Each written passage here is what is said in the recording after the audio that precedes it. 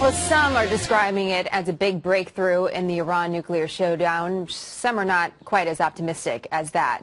The U.S. Secretary of State is preparing for a meeting with Iran's foreign minister, his counterpart, in the highest level talks between the two nations in years. But as Secretary Kerry prepares to talk about Tehran's controversial nuclear program, there's a growing debate over whether progress is really possible after all these years. Jim Walsh is with us. He's an international security expert with the MIT Security Studies program and actually met with President Rouhani, the new president of Iran, last night. Claudia Rosett is a journalist in residence for the Foundation for the Defense of Democracy, has covered the UN for several years. It's great to have you both with us today. Good to be with you. Jim, let's start with dinner. How was it? Dinner was good. It was interesting. Now, Jenna, you and I have talked before over the years. I've gone to these dinners with Ahmadinejad like 6 times now. So this was my first up-close experience with the new president. And I had 2 takeaways. One, this guy is not Ahmadinejad. And it's not just that he's smiling and blah, blah, blah, blah. He has a completely different personality. When you're with Ahmadinejad, he's the smartest guy in the room, whether he is or it's not. It's always about him. He's a very peculiar personality. You can tell Rouhani's a political professional.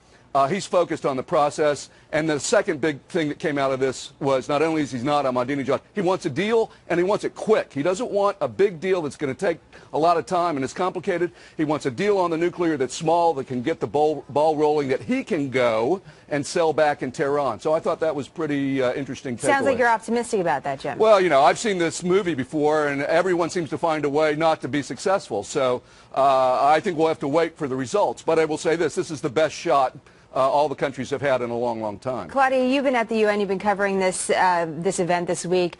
The president of Iran was just at a non-proliferation meeting this morning. We had the meeting with the foreign minister, Secretary of State this afternoon. How do you see this entire week being orchestrated? Are we actually in a position now where the two sides can work on a deal?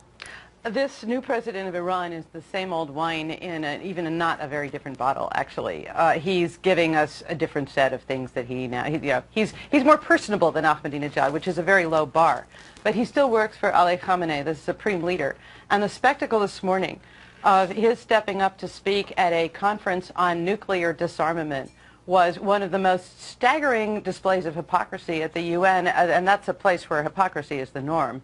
And the agenda he's got is not giving up Iran's nuclear weapons. If you listen to his speech, the agenda he's got is further isolating Israel in an effort to rally behind him the non-aligned movement, which Iran chairs right now, and the call for the democratic countries that have nuclear weapons to disarm. That's what this is really about. Well, Jim, one of the things that we're hearing in response to what Claudia is sharing as well is that this guy really, President Rouhani, doesn't actually have any power, that it's the Ayatollah that is really controlling the country, and then you have the head of the Revolutionary Guard that is also pulling a lot of the strings. So does Rouhani even matter? Yeah, I think absolutely he does. All the presidents in the past have mattered, but obviously the supreme leader is the most important actor. That doesn't mean everyone else is just a puppet. But, Jenna, today, David Ignatius reported in the Washington Post that the U.S. intelligence agencies have confirmed that the supreme leader has given Rouhani power to negotiate a deal.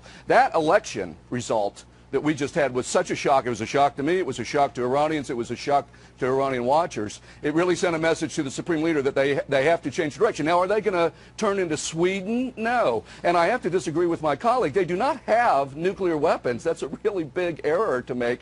They have a nuclear program. They don't have nuclear weapons. And even the director of national intelligence says they have a capability but not a weapons program. So I think there is an opportunity here. Rouhani wants to do it.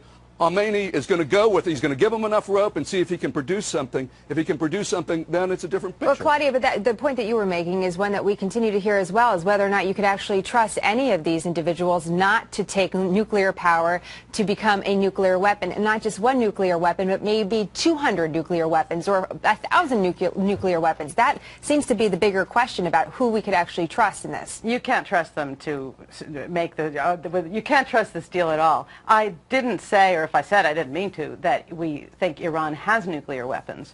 They are clearly making nuclear weapons. And of course they want a deal. The thing that they'll do with a deal is cheat.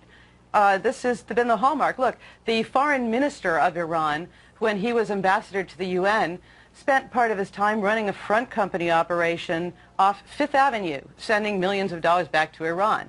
Yeah, this was a complete violation of the arrangement to be at the UN, and what we're seeing this week is an incredible manipulation of the UN, an international body meant to promote world peace. And Jim, we continue to hear go down the diplomatic path. Give it one more chance. That's what we hear from the president and from our leaders. But haven't we been down this path before so many times, as Claudia mentions? I would say no. Well, the last negotiations we had were in 2009. There have been no negotiations since 2009. There had been an agreement in 2003, which was a successful agreement that suspended enrichment for 2 years.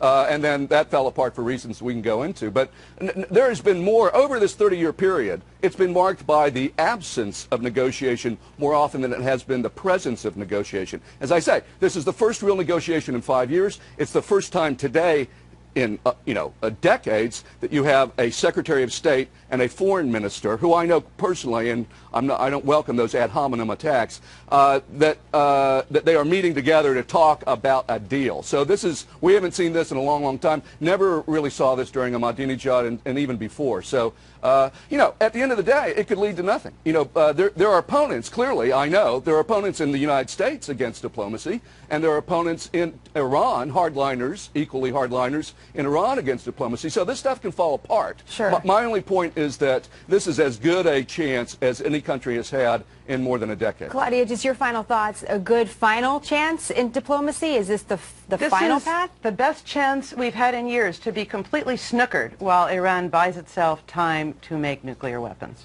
Jim, Claudia, nice to have you both today. We look forward to having you both back. It's a big story, and we'll continue to watch it. Thanks, Thank Jenna. you.